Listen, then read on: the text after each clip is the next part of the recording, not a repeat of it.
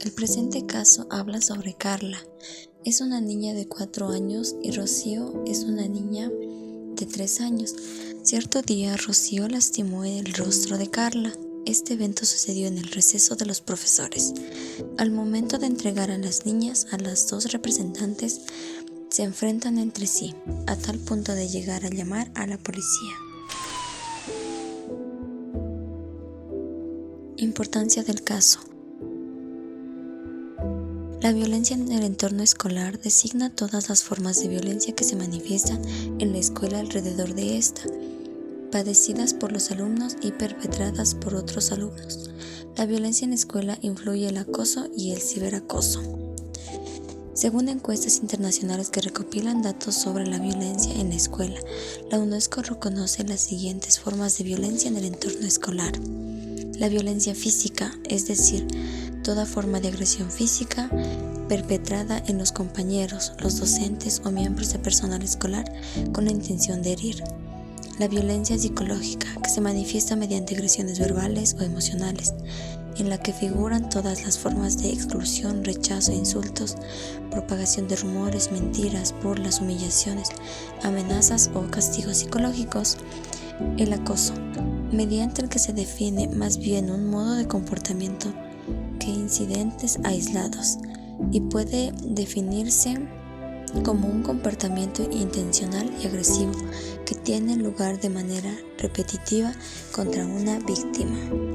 Explicaremos a detalle cada uno de los conceptos que se relacionan con el tema principal. La violencia. Los actos violentos y destructivos no se producen en forma aislada, sino que son el reflejo de una sociedad expuesta a multiplicidad de manifestaciones de violencia y en que una retroalimentación positiva se torna cada vez más violenta. Con la aparición de los avances tecnológicos se incrementó nuevas formas de violencia, lo que impone la necesidad de analizar y comprender estos fenómenos para planificar estrategias de intervención y prevención. La violencia se define como todo acto que guarde relación con la práctica de la fuerza física o verbal sobre otra persona, animal o objeto, originando un daño sobre los mismos de manera voluntaria o accidental. La violencia intrafamiliar es un fenómeno de ocurrencia mundial en que las mujeres y los niños son los grupos más vulnerables. La OMS asegura que una quinta parte de las mujeres en el mundo es objeto de violencia en alguna etapa de su vida y como consecuencia de ello presentan altos índices de discapacidad. Tienen 12 veces más intentos de suicidio y altas tasas de mortalidad en una comparación con la población que no la padece. Se concluye que la violencia intrafamiliar no es un fenómeno individual, sino una manifestación de un fenómeno interaccional, en el cual todos los integrantes de la familia interaccionen de una manera activa o pasiva, conscientemente o inconscientemente. Protección y restitución de los derechos. Esta normativa sienta las bases de un sistema de protección integral a nivel nacional para el diseño y coordinación de políticas públicas en materia de infancia y adolescencia.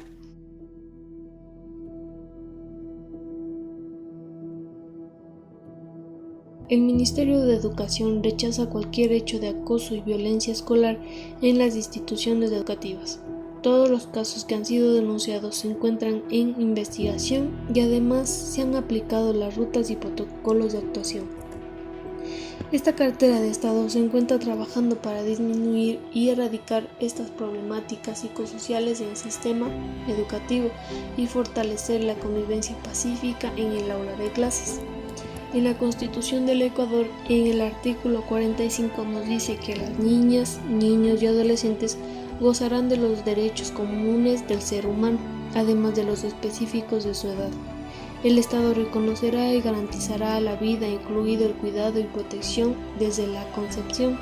Las niñas y niños y adolescentes tienen derecho a la integridad física y psíquica, a su identidad, nombre y ciudadanía, a la salud integral y nutrición, a la educación y cultura, al deporte y recreación, a la seguridad social, a tener una familia y disfrutar de la convivencia familiar y comunitaria, a la participación social, al respeto de su libertad y dignidad, a ser consultados en los asuntos que les afectan, a educarse de manera prioritaria en su idioma y en los contextos culturales propios de sus pueblos y nacionalidades, y a recibir información acerca de sus progenitores o familiares ausentes, salvo que fuera perjudicial para su bienestar. El Estado garantizará su libertad de expresión y asociación, el funcionamiento libre de los consejos estudiantiles y demás formas asociativas. Y el artículo 44 nos dice que el Estado, la sociedad y la familia promoverán de manera prioritaria el desarrollo integral de las niñas, niños y adolescentes y asegurarán el ejercicio pleno de sus derechos. Se atenderá al principio de su interés superior y sus derechos prevalecerán sobre los de las demás personas. Las niñas y niños y adolescentes tendrán derecho a su desarrollo integral, entendido como proceso de crecimiento, maduración y despliegue de su intelecto y de sus capacidades, potencialidades y aspiraciones, en un entorno familiar, escolar, social y comunitario de afectividad y seguridad. Este entorno permitirá la satisfacción de sus necesidades sociales, afectivo-emocionales y culturales, con el apoyo de políticas intersectoriales, nacionales y locales. A continuación se procederá a realizar el análisis del caso. Es común que entre grupos de niños surjan diferencias. Una agresión ocasional puede conversarse con la maestra y con el chico y no pasar a mayores.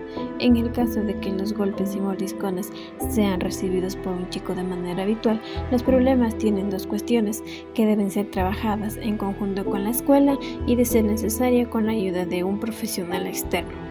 La maestra debe estar atenta para anticipar y evitar situaciones violentas, y hay que hablar con los padres de los niños que habitualmente pegan para que puedan ayudarlo y hacer una consulta con un psicólogo si es necesario.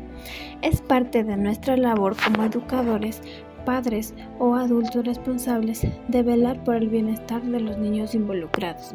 El problema al que se enfrenta el docente dentro del aula y fuera de ella es complejo, ya que es uno de los encargados de guiar a los niños para que tengan comportamientos que no hagan daño a ellos ni a otros, en los que expresen asertivamente sus emociones.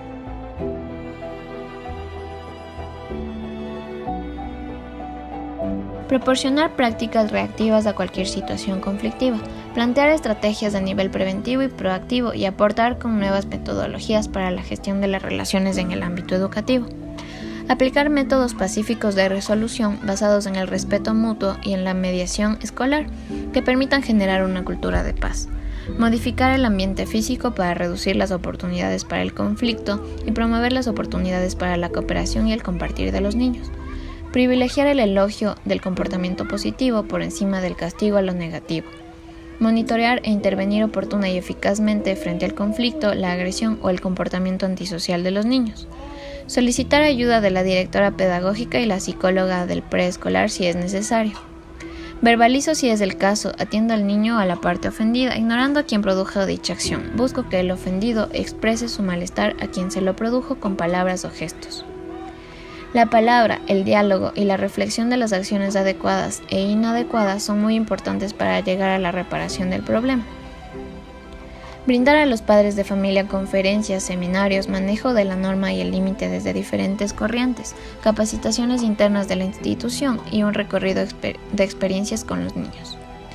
También sugerir a los padres de familia informarse constantemente desde lo teórico sobre la etapa evolutiva en que se encuentran sus hijos, siendo esta de la primera infancia entre los 2 a 7 años aproximadamente, con el objetivo de guiarse con bases sólidas y eficaces y así acompañar a sus hijos en la construcción del conocimiento y de sus comportamientos sociales. Se propone tanto a la institución, docentes y padre de familia realizar un trabajo conjunto, buscando beneficiar el acompañamiento de aquellos niños que presentan comportamientos de agresividad. De esta forma se analiza, evalúa y modifica este tipo de conductas, con una adecuada y oportuna intervención.